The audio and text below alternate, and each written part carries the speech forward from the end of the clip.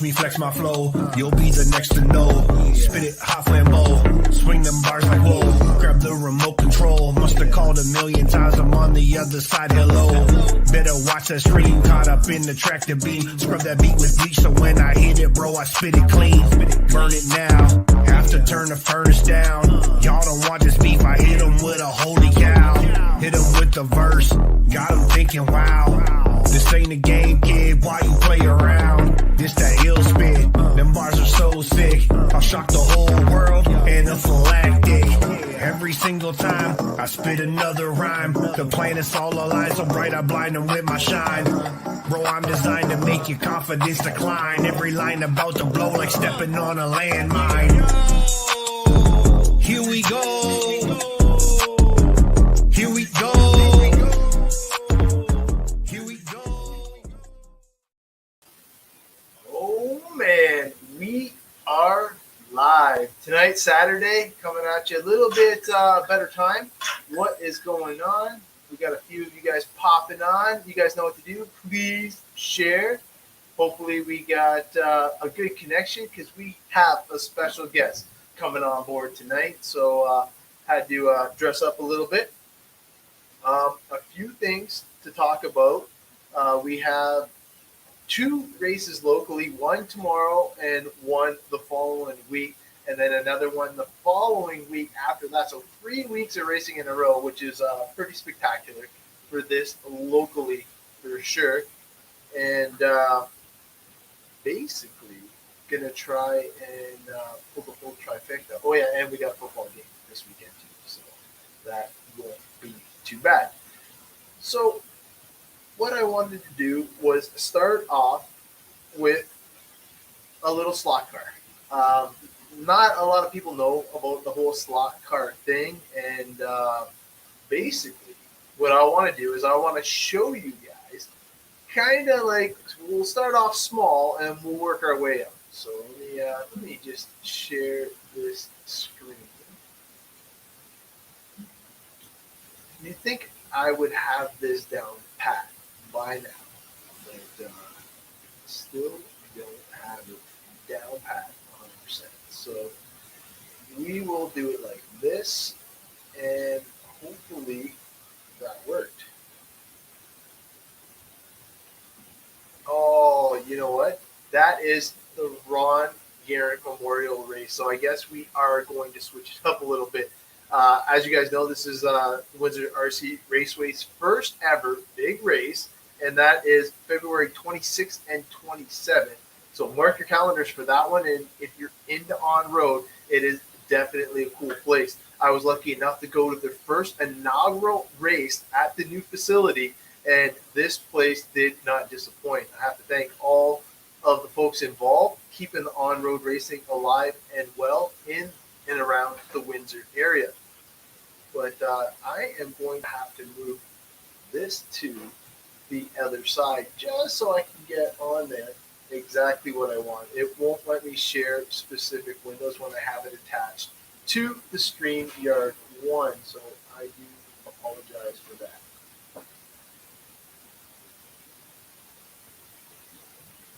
Let's see.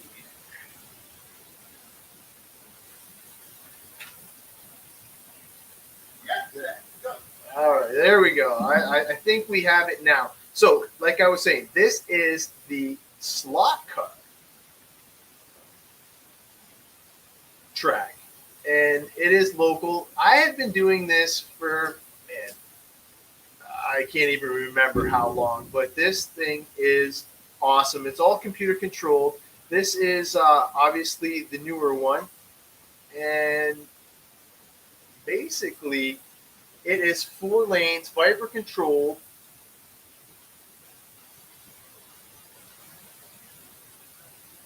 There we go. One more time. It is super slow. I do apologize. Here we go.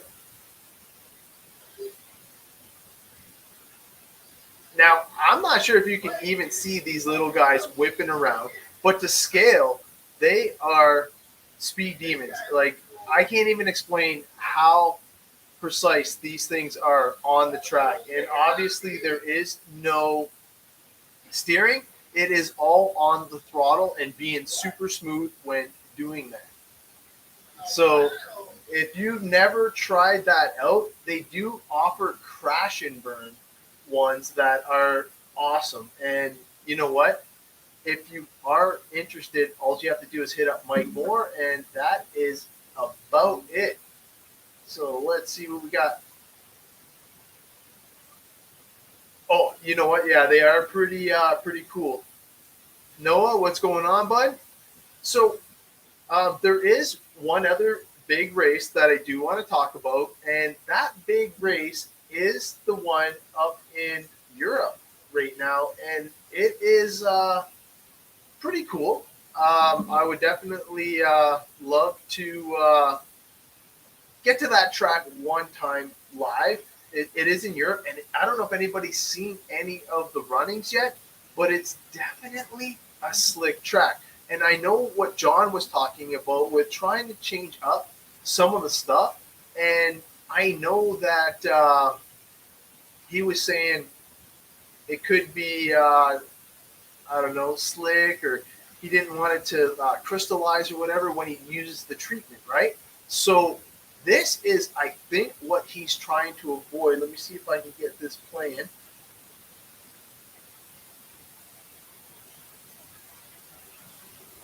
Here we go. Nice. All right. So this is the Grand Prix in Montpellier, and basically you can see the condition of the track. Now, all these dark, shiny spots are what's going to make you lose or get grip. Let's see if it plays here. It's loaded. It's coming all the way from Europe.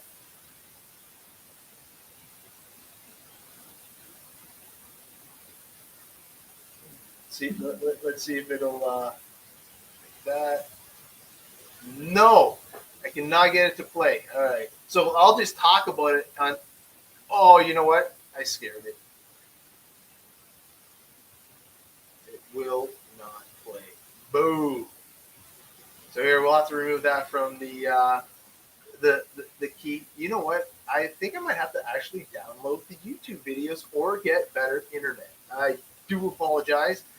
As soon as fiber optic comes to my area, I'm definitely going to get it, because I think with all the devices, it makes it extremely hard to show off custom content.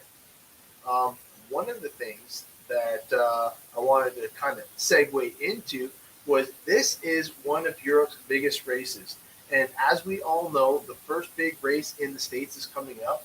That is DNC. And the Dirt Nitro Challenge is definitely one of those must-attend events. And it is one that I'm definitely going to hit up before I get too old. I hope when I do, like, basically get there, that I'm still as fast as my kids, because it's just going to be so soon that my kids are basically putting me on the trailer. So if you're not familiar, the Dirt Nitro Challenge, they're on a day 2 of the build, and this track is looking phenomenal. So if you haven't checked out any of these links here, you're going to have to check it out. And this right here might be a hint for the guest that we have coming on today. Basically waiting for him to call in, and we will get the show started.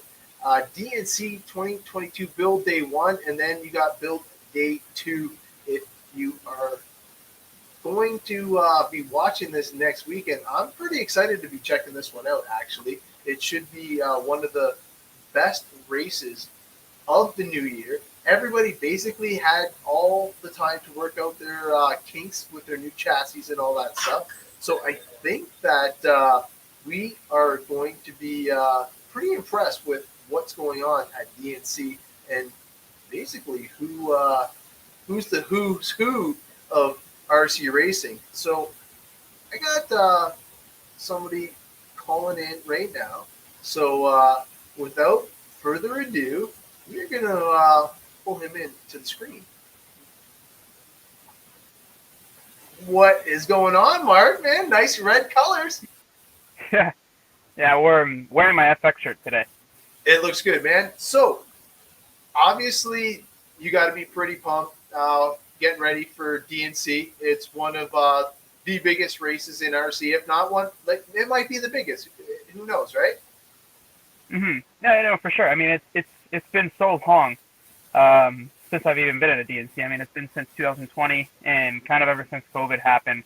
I haven't really been seen much stateside. Mainly, I think it's just because of we definitely got hit pretty hard with restrictions and all the other stuff in Ontario more than probably everywhere else in Canada. Or the world.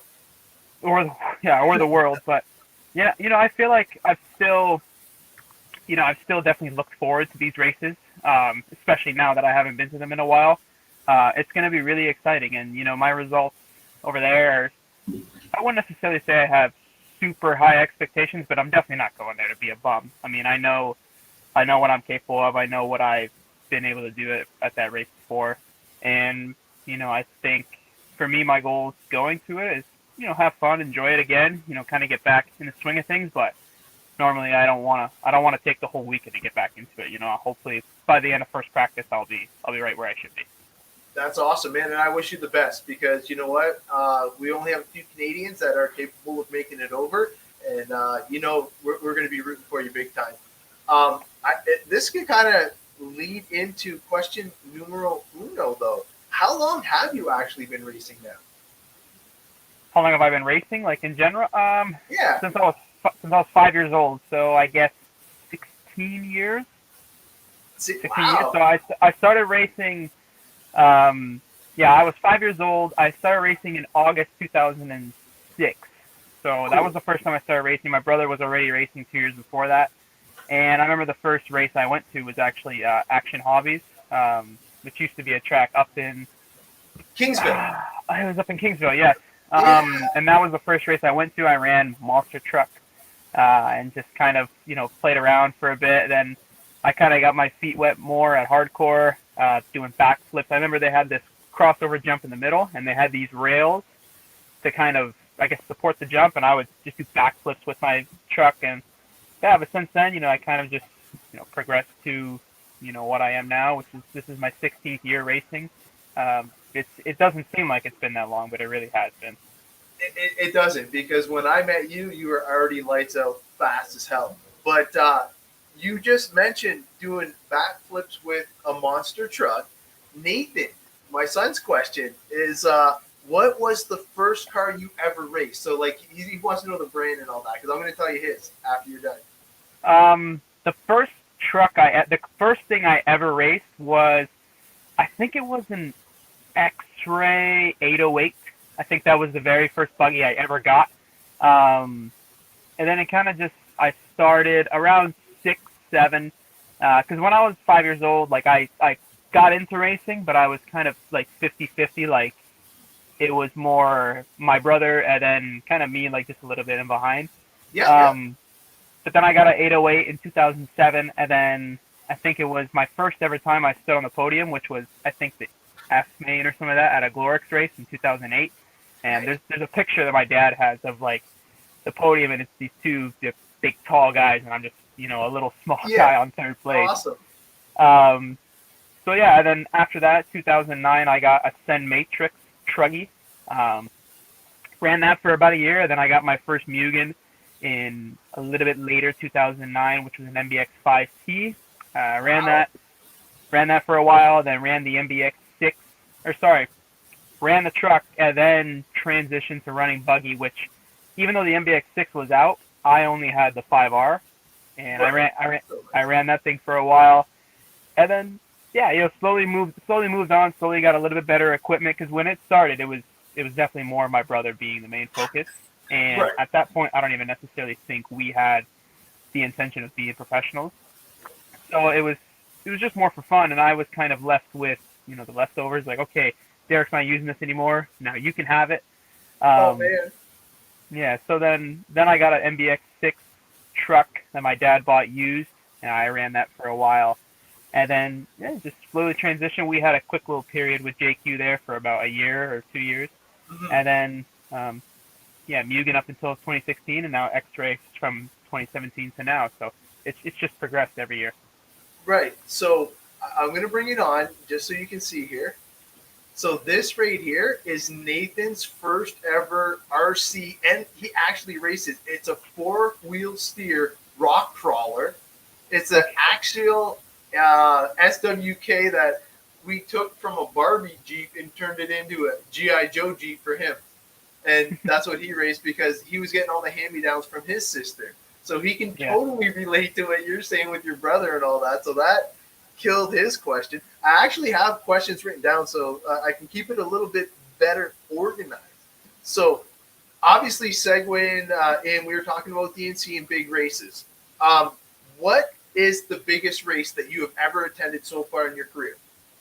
The World Championships. I think the World Championships, even though it may not necessarily be the most fun race to go to, and it definitely isn't. The pressure super high, and for us, like I've only ever been to one World Championship. Unfortunately, I wish I could have been able to go to more, but it was a little bit different before. Well, it was a little bit different before, and then we couldn't go to Australia, and then our plan was to go in 2020, and then COVID happened. So I think the Worlds in Vegas was a super, super big race, and we at that time we definitely lacked experience and lacked exactly what to do with the cars to set it up for the tracks, whatever. And to be honest, at that time we didn't really get that much help. We were kind of by ourselves. So I think the Worlds is just a super big race. It's the most prestigious race, but it's definitely not the most enjoyable race to go to. Well, okay, so the next question is then, what is your most memorable race? What do you think about when it comes to this was the race? I mean, I've had a couple of decent ones. I think I've had a few races that I've definitely looked back on and can be proud of. One of the races being the Ohio race, the CRCRC race in 2020, right before COVID happened. I TQ'd. I think I TQ'd one round of 2-wheel and then ended up finishing third in 4-wheel against the best in the world. Yes. And I think that was kind of a race that stands out as that was the point where you kind of see things turn. It's like, you know what, maybe this year is going to be or is going to be my year. Maybe I might be able to get a win at a big race or something like that, because I was definitely feeling good going into the new year. Yeah. I mean, DNC was also pretty okay. I mean, e-buggy. I mean, as far as e-buggy is not one of my favorite classes. Like, to be honest, I quite hate electric buggy. I just don't like the way it handles, the way it drives. But I don't know. I was just good that weekend. I think I seeded first the final round of seeding, and then seeded second overall behind Dakota. And then the first round, I think I got third for the round. And then the rounds 2 and 3 were kind of bad for everybody, really. And I think I got another 7th and a 6th, and I ended up starting 7th in the race. Unfortunately, got taken out a little bit earlier in the race and ended up breaking. But I feel like it was still a good race, and it kind of just showed that, okay, now we're moving in the right direction to where we could possibly win races. We could get on the podium here and there if we put everything together. And it's kind of a bummer how it turned out. It's kind of a bummer how all that got shut down for us. But with the restrictions, you mean? But going back to that race though, I was watching obviously that live and cheering for you, man. That was an actual great race, honestly, and to even qualify for an 8 main at a pro event level like that, I don't care what class you're running, dude. That was epic. That was man, little Marky's here, man. He's crushing them right now. So that was awesome for us to experience vicariously through you, because you were crushing it for us, and you're one of our local fast guys, man. So to see that is epic. So that was definitely a memorable race, not only for you, but for a lot of us Canadians too, viewing in, man. And you know what? We're going to see more of that too. As soon as the restrictions are lifted, I guarantee you will get back on that horse and keep riding. Here is the next one. Okay. Oh, man. Actually, this one's pretty good. This one is talking about the 8-scale buggy racing. And if you had to give one tip to a newbie, what would be your 8-scale buggy tip be for a newbie? Like nitro or electric or? Actually, you know what? He didn't say. He just specifically said 8 scale. So I'm thinking he's trying to go for a combo answer there, but Okay, well, I'll give two answers. So I Sure. think getting into 8 scale, especially 8 scale buggy, it's always easier to start with electric because there's more money. There's more money when you race nitro. You have to have 2 servos instead of one. You know, you have to have an engine, pipe, extra manifold, battery, yeah. extra. Well, yeah, like extra receiver packs, air filters, glow plugs. You need a starter box, a glow igniter. The fuel bottle. Like you need fuel. All these things. It's so much extra cost. Whereas in e-buggy, you pretty much you need a motor, ESC, you need a battery, and then your receiver and stuff. So e-buggy is easiestly the best way to get started. I think as you kind of get a little bit more experience, then you transition into nitro. Like for me, it was different. Like for me, when I started, we didn't have e-buggy, so it was nitro pretty much the whole thing. And even a lot of people I know, they started in 10 scale. I didn't start in 10 scale. Like I started running nitro buggy when I was a little kid messing around. So I think now a lot of people have more luxury to be able to run e-buggy and start with that and kind of just give them a good base to figure out the 8 scale thing before they make a step up to running nitro, which is obviously the big boy class. Yeah, like that is obviously the premier class for sure. I definitely think that once you're ready, nitro is awesome to see because even when I get to experience you guys racing at like local tracks like O Town, Dorks, Mark, and all that, when I'm watching the A-Main and watching you guys rip around, I knew it was special when you did that for 10 minutes with the e-buggy. So seeing you guys do it for a half hour, you guys got fuel stops, you guys got pit strategies, you got a whole bunch going on, and like you only need one thing to go wrong, but you need a gazillion things to go right. And when it comes all together and you guys finish strong, it's always cool because I love what you and your dad have going on because you're definitely a father-son combo. And that leads into Michaela's first question. Michaela had 2 questions. She couldn't figure out which one she wanted, so she gets 2. But she wants to know, who is your biggest supporter? It's my parents. 100%. It's my parents. I mean, I think ever since I was younger, my parents always kind of saw me as just the goofy kid. And don't be wrong, I am still a goofy kid. Even though I'm 21 years old. I'm not old, like geez, but I'm also I have a good point of now. I'm 21 years old. I have a little bit. I have some really good experience in the sport, as well as have the knowledge and understanding. But I am still learning. There's definitely I'm still at the age where there's so much I can still learn, and I think my parents have always been my biggest supporters because they've always pushed me so much. And I look back at a lot of the times my parents were very hard on me. My dad used to scream at me lots of times, and at the time I was probably pretty salty about it, but now I don't regret it. I know why he was doing it. I know why he was getting angry and screaming at me. It's because he wants the best and he wants to bring me to that next level because he sees the potential. And I think even the same thing with Gord now. He pushes me super hard because he knows and he sees the potential that I have, and he kind of relies on that. And if I don't do something right, he gets pissed. He gets very pissed, as well as my dad. And my dad kind of did his part. He still obviously is helping me out and he's still doing it, but he did his big teaching part.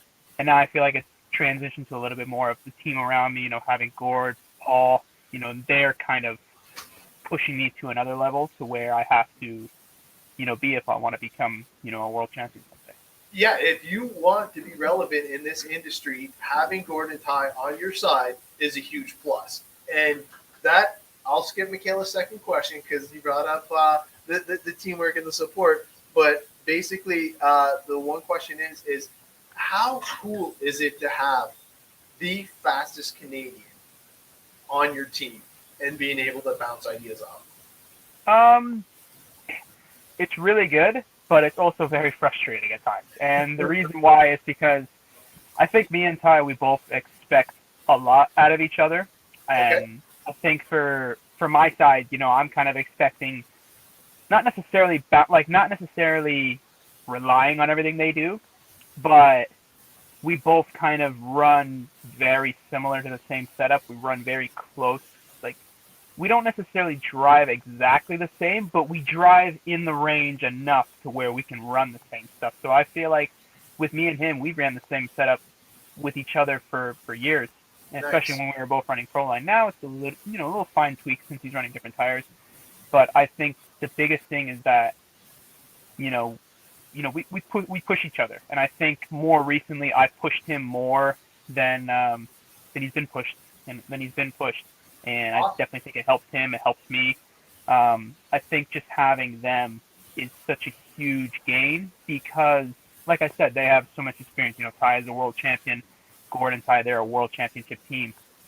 So I think just being able to rely on them and them helping me is, it plays a big role as much as, me being able to help them with, if I try something and it works really good because we can run more or less a similar pace, they see it and it's like, okay, it worked out on his car, we're doing it to ours, so it's, yeah, it's super, super beneficial. And honestly, even at the time when I joined X-Ray, I was 100% certain that's what I wanted to do. And even now, going into, my 6th year, it's still the decision that I stand by.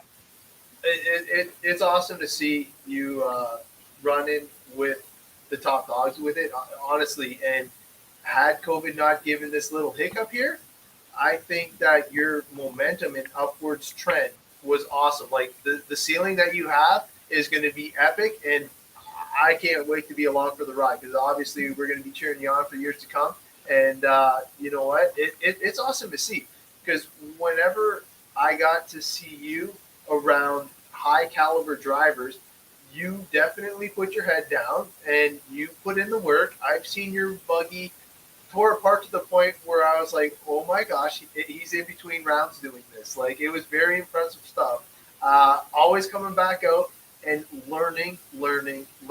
And not a lot of people realize that you're even willing to make changes. Even if it's not necessarily good, you'll still drive through it and learn from it and then revert back to what you guys had previous. And that's one thing that I think a lot of people definitely need. Oh, how would a racer need to? Oh my God! See, I knew this was coming. Can you read that, or do I need to read it to you? It's super small. All Like I right. would So have to, here, yeah. basically, it's how would you prepare to fly to DNC? Because everybody's assuming that you're going to fly, including myself, and obviously they're hoping that you're doing the radio carry on for luggage, your radio. Obviously, you're buying fuel at the event, and they're wondering about wheels. Like, what do you pack while you're flying there, personally? So I'm very fortunate in the situation that I am to be able to have so much support from so many great sponsors. So I don't really have to worry about fuel, tires, and all that other stuff. That stuff is there already. Yeah. So Thomas shows up with a bunch of Proline tires for us to be able to pick at. So whenever I'm at the track, I just grab what I need and I go. Fuel, obviously making a switch from VP to Nitro Pro this year.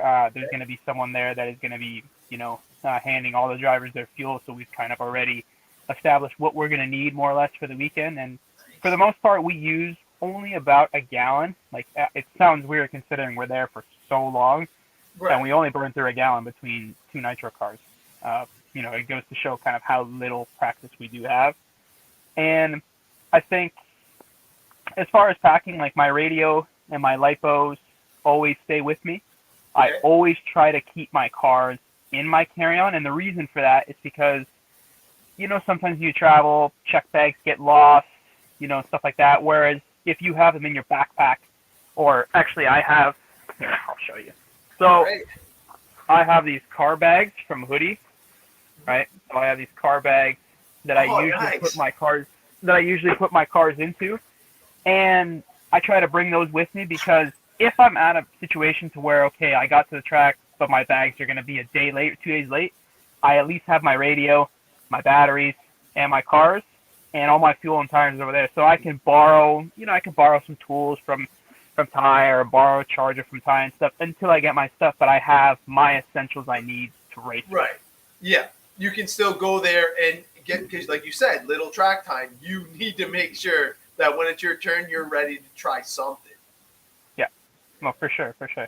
Yeah, no, that's awesome, man. All right, so Michaela's second question, um, and I'm not even going to bring up because of, but you could probably fill in the blank. What keeps Mark Sousa motivated to keep on racing? Like what keeps me like beyond racing, or just No. Like, well, she said because of COVID, what keeps you motivated to race? And, mhm. but I just left the COVID part out because she just wants to, like, what drives you to keep wanting to race?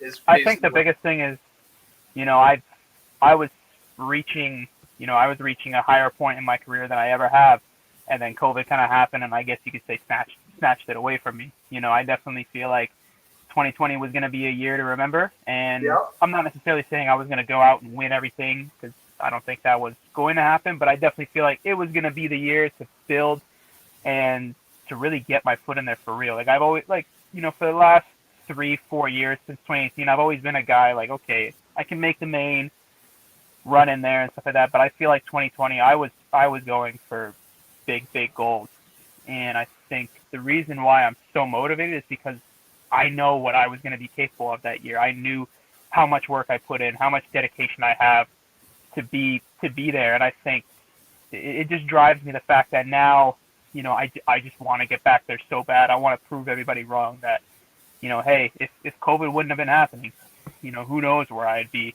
You'd already Right be now. like taking names, eh? No, honestly, Well, like it's true because once you got to that level and you actually started putting it in the mains, it was awesome to see just to be in and mentioned with those top drivers when you're traveling to the States and everything was going good. You were like, the momentum was building, Mark. Like, seriously, it was definitely a hype time for you.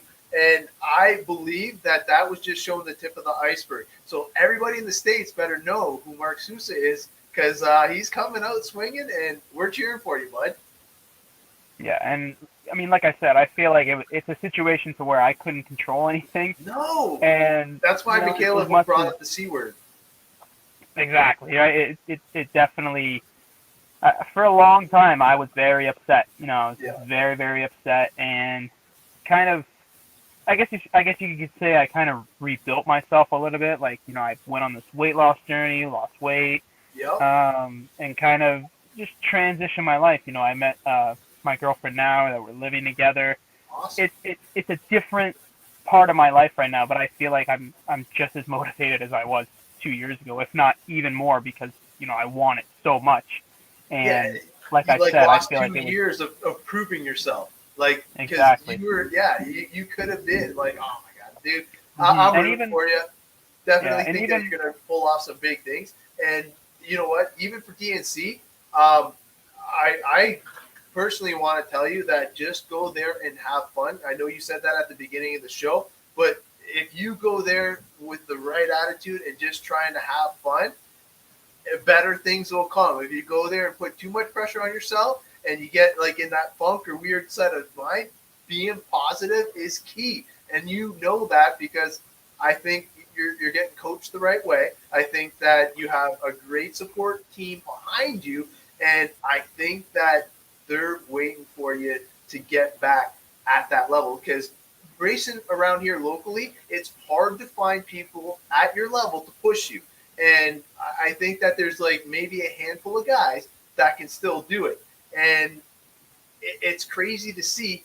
But when you guys race, I bring my kids to the track so they can see kind of what you're supposed to look like going around a world-class facility. Like when we saw you at Quebec and stuff like that, when we see you at O-Town, when we see you at Dork, and all these other epic tracks locally, it's pretty hard to bet against you on a given day when you show up. Let's face it, like, and especially in 2020 when it was at that time, I feel that like, yeah, we got by, we had a few races, but Canada was, and I know Michaela brought it up, we were in a weird lockdown and we weren't able to do and continue what we have been used to. You know what I mean? Like, I know you were racing a lot more before we got locked down. And I the Yeah. posts like crazy from you guys preparing for this, going to this, look at these results. Like it was this huge upward tick, and then all of a sudden we got our handcuffs, like, oh, geez. So hopefully this is the turn of the corner. You know what I mean? I didn't even want to bring up the C word. I apologize for doing it. But, yeah, Michaela definitely wanted to see and pick your brain about the motivation. And I think out of anybody, you definitely have some cool motivational factors with what was left on the table 2 years ago.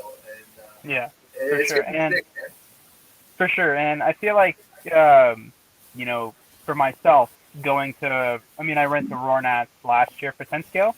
Yep. And going there, I was kind of just like, okay, let's see what happens. I haven't raced with these guys in a while. And to be honest, I was pretty angry. Well, I wasn't angry, but I was definitely not happy with my results. And they were still good results. Like some people were saying, like, dude, you still got second in the B and two wheel and blah, blah, blah. And I was very upset because I just didn't feel comfortable. Like I knew it was a little bit of lacking just that race experience for a little while, but I was not happy because my speed was still there and it was still right there with the best of the best. I think it was just not racing for that long, and all those guys, kept on racing, and I was worried going to that race, like, man, all these guys kept racing, and I stopped, like, dude, I'm probably gonna suck, man. Like, I'm gonna be in the back of the main, just cruising around. But no, I was there. I was somewhat competitive, but I think super relevant.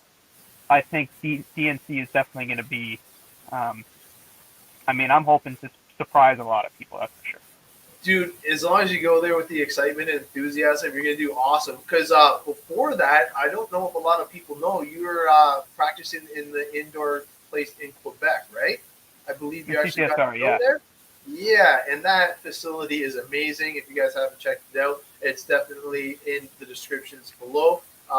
They have an amazing facility. They have 3 tracks all the time in this place: the dirt oval, the off-road 10 scale track, and they also have a carpet upstairs, which is phenomenal, which is on-road oval, and they switch it between road racing. So they got the best of both worlds there. And I've seen a whole bunch of your stuff there. And that's kind of what I wanted to segue into there is at an event like that, obviously you're doing a lot of testing and trying to prepare for the bigger race and get that speed that you need to be competitive at the next level. Who was your biggest competition at that track? Because I showed the results online, and I know you did really good. Yeah, for CTSR or for the CTSR. CTSR. So the first time I went there, the best. I don't even. It's kind of a collection of just the people that are at that track a long time, and it's kind of they basically run there every week. And for me, I'm going in with a little bit different mentality. I'm going in like, okay, I'm trying to fine-tune my cars, kind of work myself into the track and see what it's like. Right. But I never got a chance to actually race there. I did a lot of practice. I think they did like a small club race thing that they just decided to do because there was a decent group of people that were practicing that day. Yeah. And that alone was, I was lacking some speed. I kind of got my ass handed too. I'm not even gonna lie, and I know I just cursed a bit, but it was definitely a little bit of just like, okay, that's fine, whatever. It is what it is. I'm not familiar with the track. No. I'll work up to it. It is what it is. But the very next weekend was Quebec, and then right after that was Roarnats. So I definitely built up on it. Yeah, you just build yourself up a little bit, and definitely, especially 10 scale, I feel like local track, you definitely have a huge advantage because 10 scale, once you find the setup, it's stuck and you're kind of set there.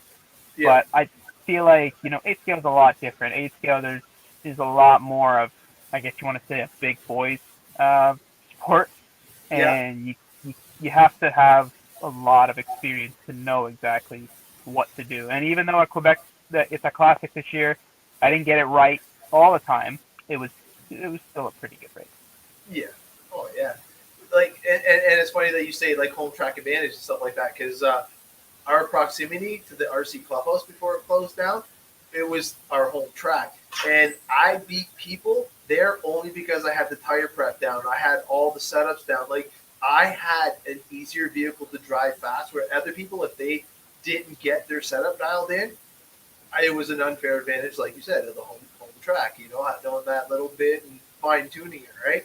But especially in two-wheel drive buggy, I was only running 17.5 and 13.5 wheeler, so it was a little bit different for me. I know you were always running the open and pro classes, but even in stock, the racing's even closer, and a little bit off is a lot more in stock racing. Yeah, I think modified, like I've already said that people that will drive in stock, it's the easiest thing to drive, especially 17.5. I've driven it, and you can't spin out.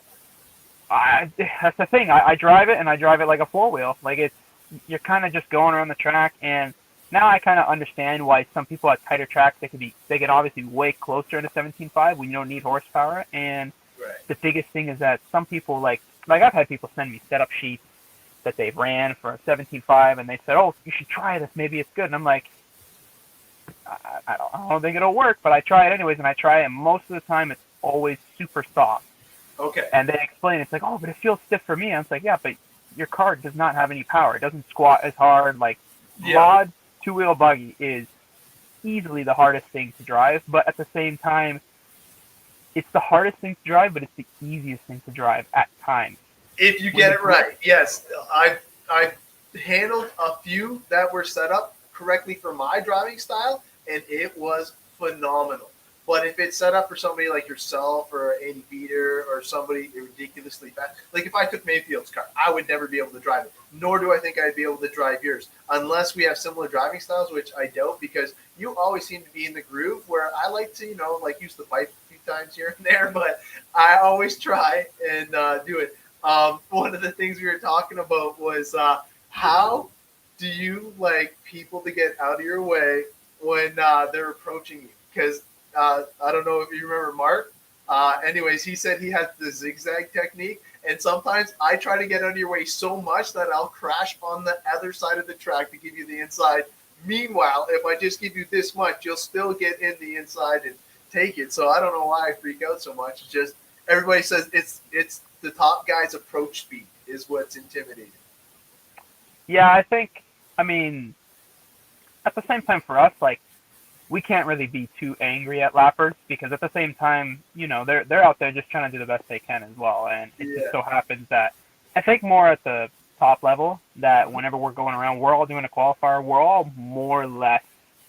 We can all more or less run a similar pace. But when you're having a bad run, you kind of know, like, then, we'll give a little bit of space and stuff like that, but we will never give that much, because at the same time, let's say if I'm leading and Mayfield's in second or whatever it is, and Mayfield's behind me on track, and if he's clearly closing in on me, and I know that I have a good enough gap, I won't go super wide. I'll give him just enough space for him to squeeze through, and then I'll funnel back in. But normally when we do that, we try not to get right back on them, because at the same time, you don't want to, if they make a little bobble, then you're collected with it as well. So you got to try and be smart and time it, and sometimes sacrifice that, couple tenths. Okay, like I have no other choice, I have to let him by, then pushing so hard to try and stay in front, and then you're screwed. So I think, for the most part, when people pull over, if there's a big speed difference, then I think the easiest thing is usually just pull off the racing line.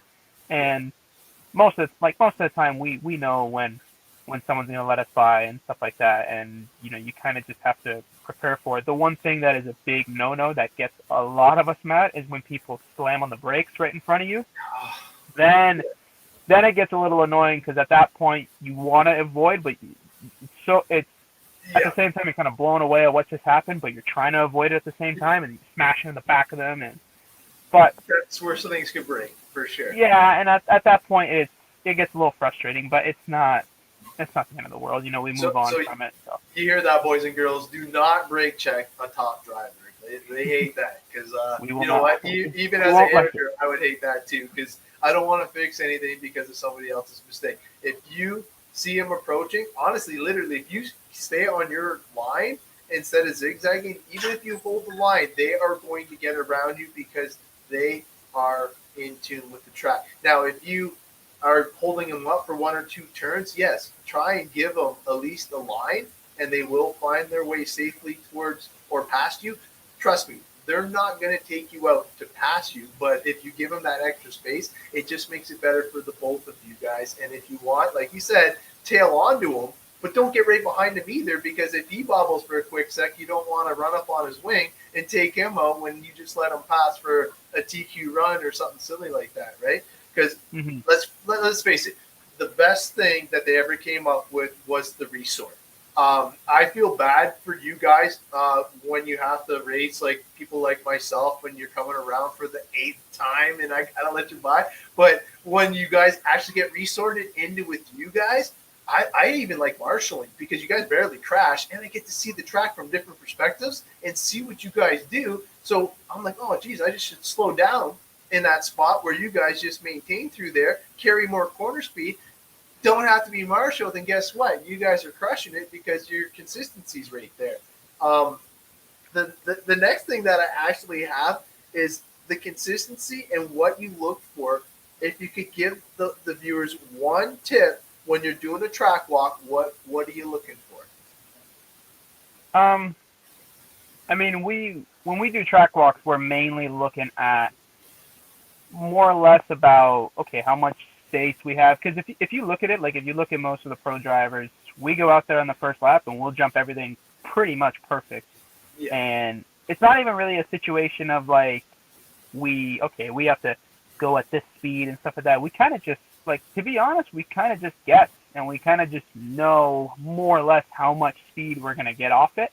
Right. And, you know, if there's a jump that we think is definitely going to be a booter or something like that, we'll even check up and sometimes we still make it perfectly. Like, I think in those sort of situations when you're doing a track walk, you have to kind of look for those things, look for kickers, especially when the track starts developing and gets blown out. You kind of look for the smoothest way around that you don't have to work as hard to drive. Like, the worst thing is that when you feel like you're fighting the car around the track versus, you know, you're kind of just in tune, you're driving around, you're doing the same lines every lap. It's almost like Formula One. When you're driving a Formula One car and you'll see sometimes if Lewis is leading or Max is leading, whatever, if you watch them, they're really not trying that hard. They're not fighting the car. They just turn here and there and you know do the track normally. And I think that's kind of what we're looking for when we go for a track walk, is just looking and kind of seeing where the smooth part is. We kind of already get a gauge, like, I think this is going to blow out here and stuff like that, and majority of the time we're right. I think when you actually start driving, that's the difficult thing, because when you walk the track, you have to remember exactly where those holes are, because if you hit it, then you kind of have no one else to blame but yourself. Like, I know some people say, like, oh, stupid track or whatever, and it's blown out, but, you know, you could have saved yourself so much anger if you would have just went and looked at the track and saw exactly where you had to, you know, go around. And even though when we're driving and the track's super blown out, we may not look like we're going that fast, but when you look at lap times, we are, because some guy might be railing every single part of the fluff on the track, but he's avoiding all the bumps on the inside and he's still gaining time. So that's the main thing with a track walk, really, is to just kind of find how to make our life easier. You guys avoiding the obstacles, or the characters, everybody likes to call it, is what I think separates most of the top dogs. If you see how you guys can even react over a 15-minute heat or a 30-minute, or even in the States they do 45 minutes to an hour, like, you guys are adapting while the race is going on. How important is it for your pit guy to communicate changes in the track to you, or if he notices a different guy doing a different line for you to try? Is that something that you guys do on a regular? Yeah, for sure. I mean, every time when me and Ty or something, we're in the A heat, there's always a couple people from our team that are on the sidelines watching, and it's a little bit difficult for us to see, and at the same time for our pitman to see, because he's focused strictly on our car. You know, my dad's looking at my car to see how it is. Gord's looking at Ty's car to see how his car is, and vice versa. You know, they look at each other's cars. I think it's always good to kind of have someone else in the team on the side to really see, because they have the opportunity to see everyone's car go around. And there's a lot of times when we look at certain, you know, other competition and we see something that's like, geez, they can take the corner, that corner specifically, way harder than ours. Or whenever we go over the bumps, our cars just bouncing around, and they're just kind of just, wobbling around and getting through it. So you look at these other sort of things and you kind of think like, it works. Clearly that something on them is working better, but you can never try and copy it. You always have to think about like, okay, now we have to try and figure out what we can do best for ourselves to make it better for our own car, because, not every car is the same. And I know some people look at the Mugen, they look at X-Ray, they look at S-Works, and all these other companies that are pillowball cars. Yeah. And all these guys set up the cars completely different, apart from AE pretty much just nabs whatever X-Ray does. But a lot of these guys, they run kind of their own thing, but eventually they route it around the team and say, hey, this is what Spencer's running, or this is what Ty's running, or this is what Mayfield's running, and they just, you bounce ideas off each other, and it kind of helps achieve better results for everybody, to be honest. Yeah. Oh, no, without doubt. It's just cool to have that new environment for you, because a lot more information coming in is always a good thing, and especially if it's your teammates, it's going to be reliable, dependable stuff that you're getting. It's not just going to be fluff from somebody else that just wants whatever, It's super cool to have that dynamic. So Colton here wants to know, who is your biggest competition in Ontario? I know we think it is, but who does Mark Sousa want to see at an event in Ontario to push him to the next level? I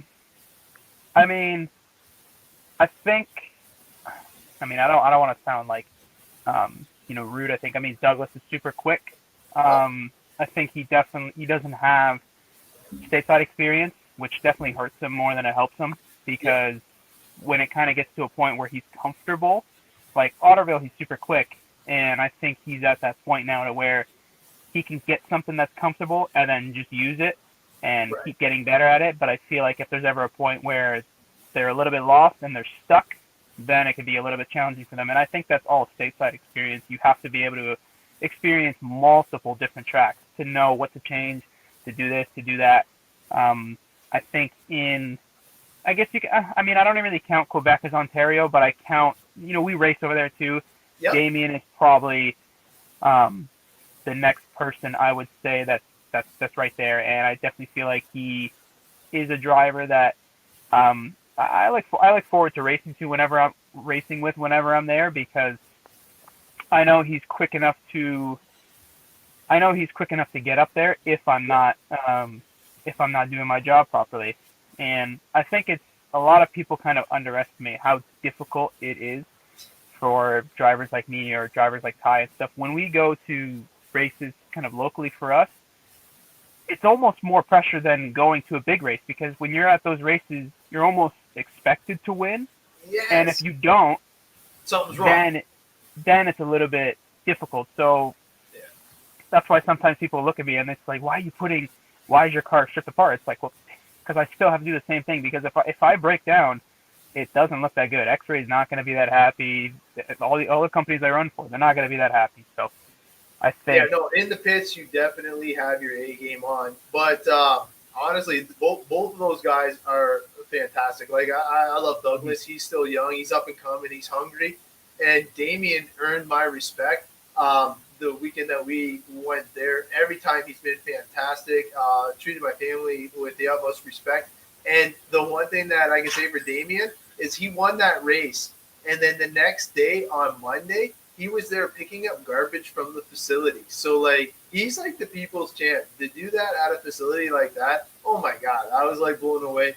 So, great two nominees. But I got one for you, because this is more for me. But he would race the Mugen, and he was out of Ottawa. And he went to the Quebec Classic as well, and he showed some signs that he could be pretty fast. And I'm trying to think of his name. He always travels with his dad, though, in the West Paula band there. Oh, Sam. Yeah, Langer. Yeah, Sam. When you guys were a little bit younger, you used to had epic races. Like, you guys were always the ones that we would go back and watch and in the A main battling it out, because at the time obviously the biggest track that I went to was O-Town. So I would see you going against Langer, and you and Langer were like the kids there. But then you were racing against like Tommy, you got Abby Burke, all those fast guys at O-Town. You guys would just show up, and they were like, who are these kids? You know, it was pretty cool to see the older guys get kind of worried about the new kids on the block. Yeah, I think Sam definitely got a little bit hurt in his racing career when he stopped for a couple of years. Yeah. I think he was another person that I definitely thought he was going to be, you know, the next person, I guess, to get up there because, you know, as far as Canadians that are going to these races and putting in results, you know, it's pretty much only me and Ty at the moment, unfortunately. And I would love to see a lot more Canadians up there. Like I said, I like to see Douglas up there going to a lot of big U.S. races, Damien going to a lot of U.S. races and doing well. And personally for me, like I'm a little biased, and I think in about 3 years, Dylan is probably going to beat me at some point, and I'm scared for that because he's such a good kid, and he's such a talented driver at such a young age. Like he reminds me of me a lot when I was at that age. Like I would just do things that sometimes would be like, holy crap, like, and then next thing you know, I'll be flipped off the track somewhere or whatever. And I think his dad is a big role in that because his dad comes from a racing background, and man, he's definitely one that I worry about, and I help him a lot. But I think in a few years' time, I might have to say like, hey, you know, you're on your own now. I can't help you anymore because you're trying to take my Yeah, you gotta go. You've had one, yeah. No, and it's cool to see because obviously, if everybody doesn't know who he's talking about, Dylan Raposo, and he's the new up and comer. He's one of the youngest on the official X-ray team for Canadians, if I'm not mistaken. Correct? Yeah, he is. He's only 12, and I think he is the youngest. Honestly, I think unless there's someone else that is racing and their son races too, but I think he is the youngest one. Yep. Yeah, it's pretty cool to see him ripping around the track. He even did really well in Quebec too. I know his dad was a hoot to party with in and around the pits, and I don't know if you had a chance to see, but it was the first time that Dylan got to drive a real car. Was in Quebec by the drag strip. Yeah, I'm not surprised. Yeah, it was a great time. It was so much fun. Nelson, like I said, Nelson is born a racer, and he's all for racing. I don't really think he gives a hoot that Dylan is 12. Like, he's not gonna let him drive publicly, but it's like, here, I might let you drive the car once for like 5 seconds, but it was very well controlled. But no, 100%. It was an awesome time to see somebody get behind the wheel, and man, they're gonna kill me for not remembering who it was. It was somebody's Honda SIR too that he got to drive. Oh, man. And the worst part is I pitted for him too in Quebec, and I'm drawing a complete blank. But it was the first one to let Dylan drive the car, and it was a good time. Obviously, it was at the drag strip, close quarters, and all that stuff, like you said. But it was cool. Could you imagine being that young and driving a real car? Like, geez Louise. Well, no, because I never got a chance to do it. I mean, the first time I ever got behind the wheel of a real car, I was 15. No, you know what? I do remember back in 2013, I went to Portugal with my family, and I actually drove a stick in a parking lot. I was 12. So there you go. I was actually 12. I completely forgot about this story because my cousins, they were driving, and they were speaking to me, and they're like, oh, do you want to drive? I'm like, yeah, sure. So they pulled over, and I literally started driving stick. Like, it was, not only was it, but for me, I was at the age where I didn't even know how to drive anyway, so I thought that was just normal. I was like, okay, this is the shifter, this is the clutch. Okay, this shouldn't be that hard. And then I'm sure I stalled like 100 times, but at the same time, it was, I actually forgot about that story. So I don't even know if I have a beat because I know he's about to turn 13. But my first time I ever drove, I was 12 years old. See, there you go, man. Memory lane, right there. Yeah, I forgot about that. So Matt says that he got to spend one day at Otterville pitting beside you, and he learned more that day than he had pretty much in 2 years of his racing career. So that's Matt Ibosh. Mm-hmm. But honestly, I wanted to chit chat for an hour. I've got you on for an hour now. Is there anything that you would like to talk about? Because I went through pretty much all of my questions, so we got all those covered. I do appreciate everybody for messaging me with all the questions, so kind of kept the show going a little bit better and a little bit more fluid. But is there anything you'd like to chit chat about before we cut you loose? I mean, I guess the only thing I can say is, obviously for everyone watching, thank you. I know there's a lot of people on here that support me and that are going to be supporting me for years to come. So that's always super, super important. I think a lot of people underestimate kind of how, I guess, the pro drivers feel about, I don't even want to necessarily say fans, but just supporters. And, it really fuels us. It really drives us forward. And I know that whenever I'm at a big race and I see a comment with my name being posted up from locally, it brings a smile to my face. It really gets me excited. It keeps me motivated to not only do it for the people back home, but do it for myself. And I think it's just such a nice thing when you look back and see that people were there, they were supporting you. They've been supporting you for years. And yeah, just obviously just say thank you to everybody that still supports me. Thank you to all my sponsors that have backed me for still all this time, even though I haven't been really been racing much. They've all stuck by me. They've understand my situation, and we're ready. 2022 is is still uncertain. We don't know exactly what's going to happen with restrictions, but 2022, as far as I'm aware, is it's not a rebuild. It's not a rebuild year for me. It's a year to get back to where I belong, and I think I'm going into DNC with not the highest of expectations, but I'm not going in there just to drive around. I'm going there with goals that I'm going to keep to myself, and I think this year is going to be a really, really strong year. I feel better pretty much than I ever have, and even when I'm practicing, I feel like I've still gotten better somehow. So I have a ton of confidence, and like I said, just super appreciative to everyone that supports me for all these years. No, man, that's awesome, and we're looking forward to seeing you do better this year. Hopefully, with all the craziness behind us, or shortly the craziness to be behind us, we can get back to normal. Maybe keep racing and getting it all built up and hyped up again. But actually, it doesn't even matter. Do you think VRC helps at all? I mean, for my own opinion, my own experience, no, because it's so different. It doesn't feel the same. It's just, for me, it doesn't do anything. Like I tried messing around with it every once in a while, but it doesn't really seem to give me the same excitement. Like I know there's a lot of people that use it I don't know if I'm saying the word right, like vigorously, and they use it all the time.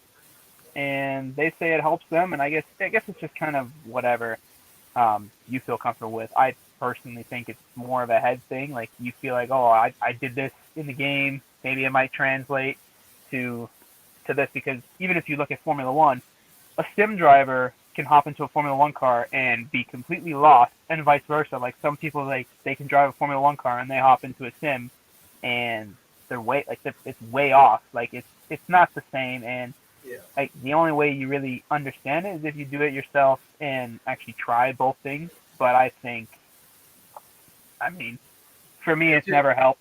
And it's just like having the radio in your hand. That's pretty much what it boils down to. Maybe you're getting pretty much. But at the same time too, you're not standing. You're not looking down at something. You're looking at a screen that's directly in front of you. Most of the time, you're sitting down. Like it's fun. I'll give you that. Like it's fun if you ever need something to do, just to goof off. It's for sure fun, but it's not something I would say to help practice or to help get better.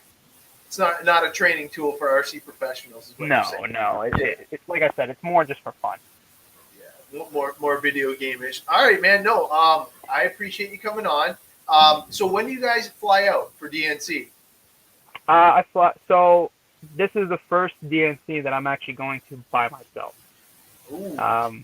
My parents are not going to be there, unfortunately, because Me and my dad, we both work for the same shop, and me and my dad are the two main mechanics there. So like, he's Can't the risk it main when you're guy. He's the main guy, and then I'm the other main guy. Like if he's not there, it relies on me, and vice versa. right. So it's more of a thing of, because we're both there, for us to both take 10 days off would be pretty bad, and I don't really think our boss would love us very much. So he's staying behind. My mom is also staying behind, and I'm going to be going by myself. I'm staying with Will Walker, who's a representative for Nitro Pro, and he's also an X-ray driver, and with Paul, obviously Gordon Tyre there. So I'm fine. I'm in good hands being there by myself. It's not the first time I've been to a race by myself, but for Roarnax, my family will be back with me again, so I'm looking forward to that. But I fly out on Saturday this coming week, and I'll be testing Sunday, Monday, Tuesday, and then start regular practice on Wednesday. So they do have a warm-up race again, though, right? At that track, or are you going to a different track just that's close by to get some seconds? No, so most of the time we do testing at Thunder Alley. Thunder Alley's never open on Mondays, so we try and do testing at Thunder Alley on Saturday and Sunday. Okay. And then we'll go to like Palm Desert on the Monday, and then drive down. So even though I have all my race cars, I always have another car, a practice car, which is an identical build to my race car.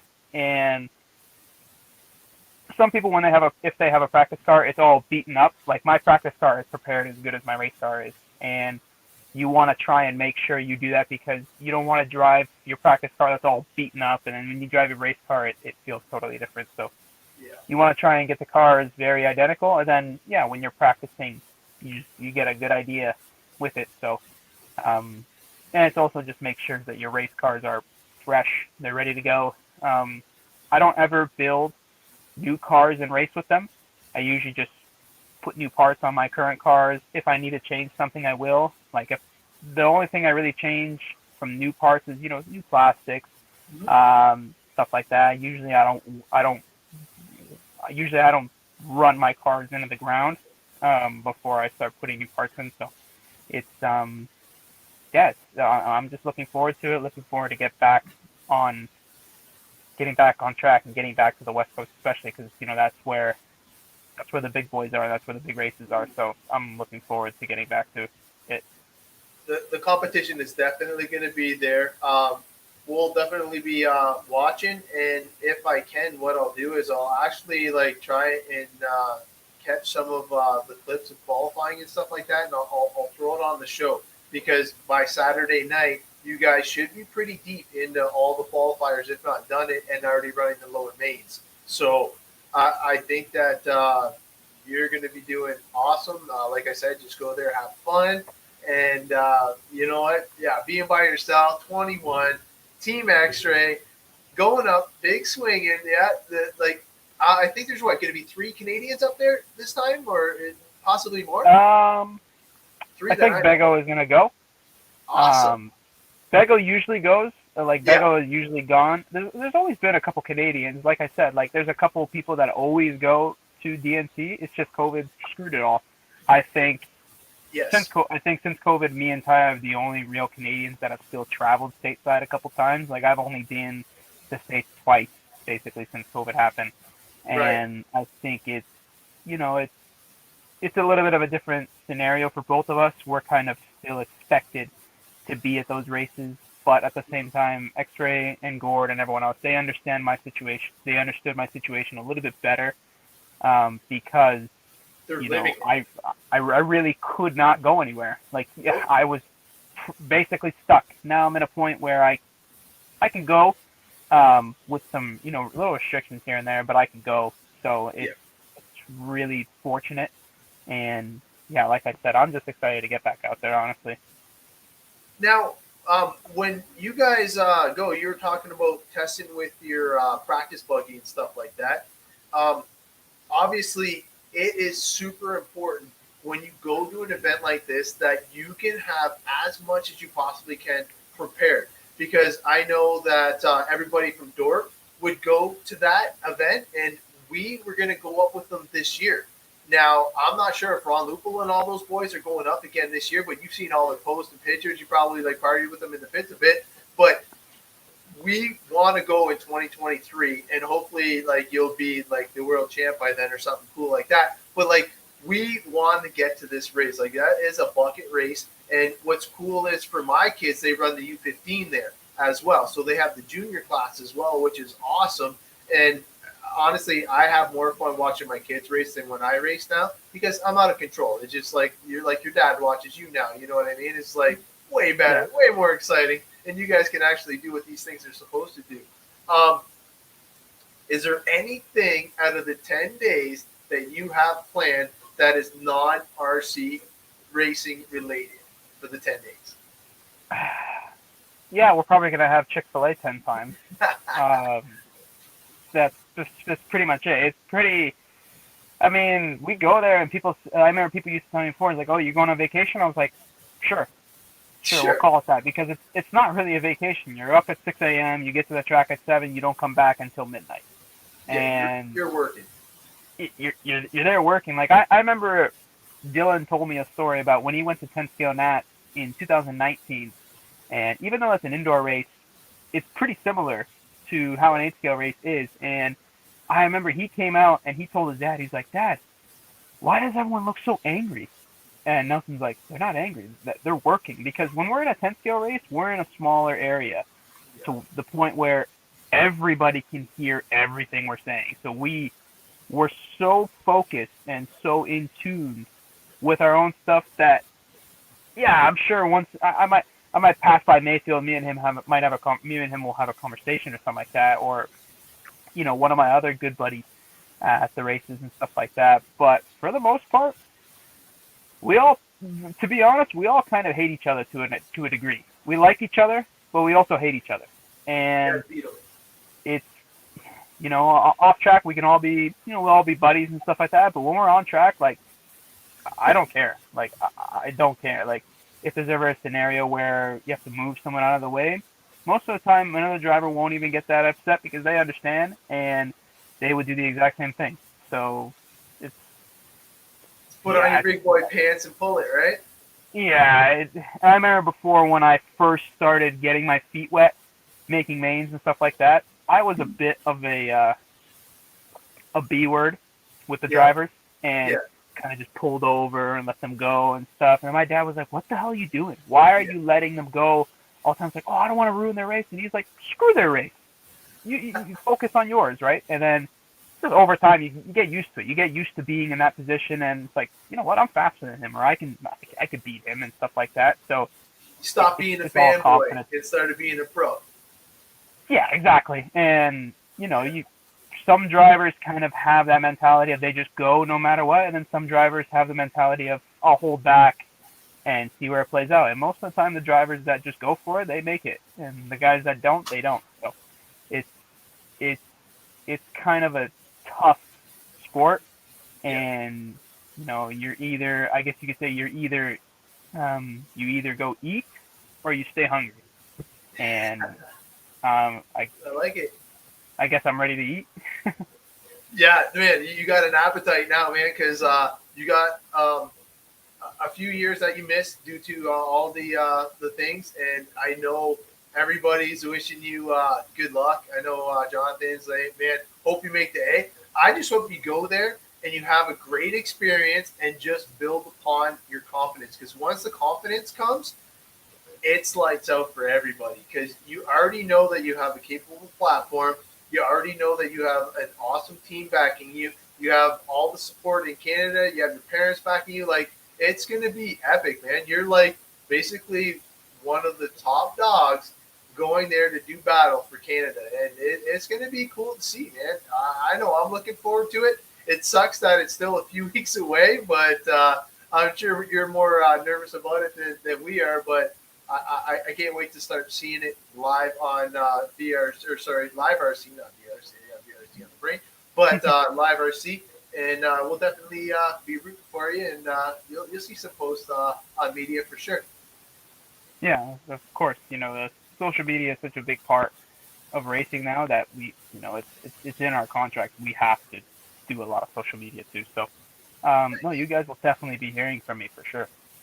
Cool. And honestly, if you want to do a recap after the race is done. If you want to jump on back, I'm sure that all the fans would love to see it because a lot of people watch and listen to this. That's why I try to keep it like right around an hour on their way to and from work. So that's like basically where all my fan base it clicks in. It's super cool to have that option and being available, obviously, on Facebook and YouTube and all those channels. It just makes it more accessible for everybody. It's even on this stupid Snapchat now and Twitter. I'm like, I didn't even know what those two things were until my kids are like, yeah, Dad, just throw it on there, you know? And it's like, you're getting old when your kids are telling you to do stuff. Yeah, no, for sure. It's so cool to see that social media is kind of, it's an important thing in our lives, but at the same time, it's, there is some people that don't get involved with it, but you kind of need to, like, you need to now, and that's where everyone gets their income, or not income. That's where everyone gets their resources from. So yeah, it's very important. Oh, absolutely. I have so much fun with it, and like honestly, just hanging out because I missed all my RC friends. And when we started this, it was due to COVID, and it's just kind of ballooned into this. Because what I want to do is, I don't know if you see what Matt Olson does with Mod. I have all these cameras set up, so when we go to the events and tracks, we're going to be able to do what Matt Olson does and actually carry the events live with one moving camera and one fish lens camera. So that's basically what all this podcast has been building up for, is to be able to bring Canadian racing to the next level. Because I think if we have somebody that can broadcast the races where we're at, and obviously the moving camera is only going to be for the A main, so obviously I'm sure it'll be on camera quite a bit, but it'll be super cool to be able to give that back to the racers, which you guys put on the show. I can't wait to be able to share it with everybody else because it's super cool to see you guys battling it out in the A mains, especially locally. But we wish you the best of luck at DNC. We'll be cheering for you, and we'll talk to you later. Great. Thanks, everybody. See you, man. All right, man. I have to thank Mark for coming on board. I tried to keep it into an hour. We are a little bit over. So obviously I am going to have to hold off on doing the build for Nathan. This is basically my tribute build. I got some goodies that I'm going to show off. I will save that for the next show. But basically, I just want to thank you guys for jumping on board and seeing what we have to offer here. Well, obviously, we're going to wish Mark the best. A couple drivers from Canada are going to be there. We'll have to see once the final tally is thrown up. I'll be covering DNC as best I can, kind of give it a Canadian spin as best I can. Maybe we'll even have RC Kevin on here, or I'll try and jump on RC Kevin, so we can have a collab where we're both trying to talk about DNC from a Canadian perspective. And if Bago goes to that event as well, I think it would be super cool. We could have Mark for English, Bago for the French, Kevin for the French, and me for the English. A super DNC collab would be fantastic. So we'll see. You guys are going to have to stay tuned. And as always, have a good one.